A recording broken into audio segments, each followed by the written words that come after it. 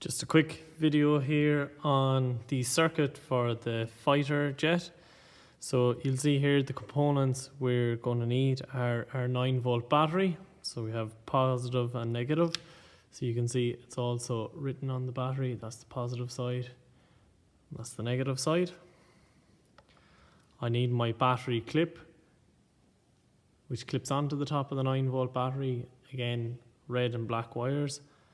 So I'm going to clip that on there, and the red wire is connected to the positive and the black is connected to the negative of the circuit.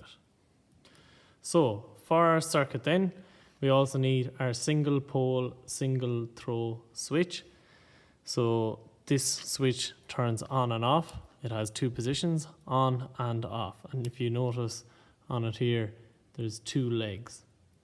So what we're going to do is we're going to solder the positive from the battery, which is the red wire, into the middle of the switch, so the middle pole of the switch.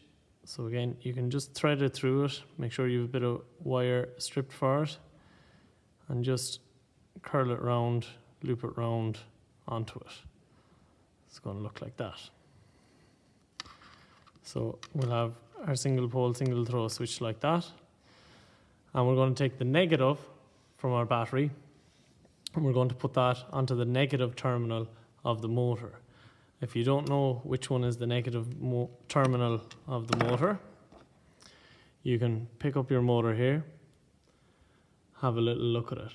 So you'll see there on one side of the motor there's a little circle, and you can just see inside it that there's a plus, and on the other side there's nothing. So this is the plus side here, you can just see the plus, and this is the negative side. So I'm going to put that back into the holder here. So the negative from the battery, we're going to hook that in there. So we almost have our circuit complete now. The last thing that we need to do before soldering is we need to have all our components ready for soldering. We're going to take a piece of red wire because we want to follow the circuit. So we want to go from positive to negative. So we're going to strip a little piece of black wire. To do that, I get my wire cutters. You can see there's a V groove here in it. I put that in, I apply a light bit of pressure, and I just strip off a piece of the wire. So you'll see if you go too hard, you'll cut it. If you just get it nice and gently, and you can strip away a nice piece of wire. You want about 5 mil of wire, so give it a little twist and cut it back to approximately 5 millimeters. And I want to do that on the other side as well. So again, just kind of pinch the wire, strip away from yourself always, and again cut it back to about 5 mil. Nice clean end on it.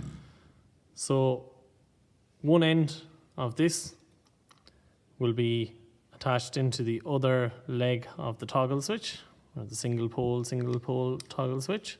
So again, that's bringing the positive now from my battery round into the switch. When the switch is made, the power flows through, and the other end of that cable goes into the positive of my motor. And again, I'll just make a little loop there like that. So that's how our circuit is going to look. We have our battery, positive from our battery to the middle of our switch. When our switch is flicked into the on position, you can hear the motor there, comes on and off, and we have the negative from our motor returning back to the negative side of the battery. Soldering iron is hot. What I'm going to do is get my soldering iron, again just make sure the tip is nice and clean, and I want to hold the tip of the soldering iron against the leg of the switch and the piece of wire. So I need to heat the two of them together. So I'm just going to hold it there for approx 5 seconds, and then I'm going to slowly add in a little bit of solder.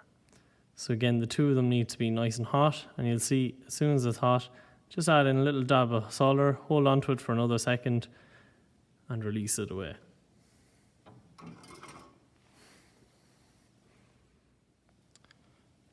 Just another look at that now. So I have the second piece of wire on the other leg of the component.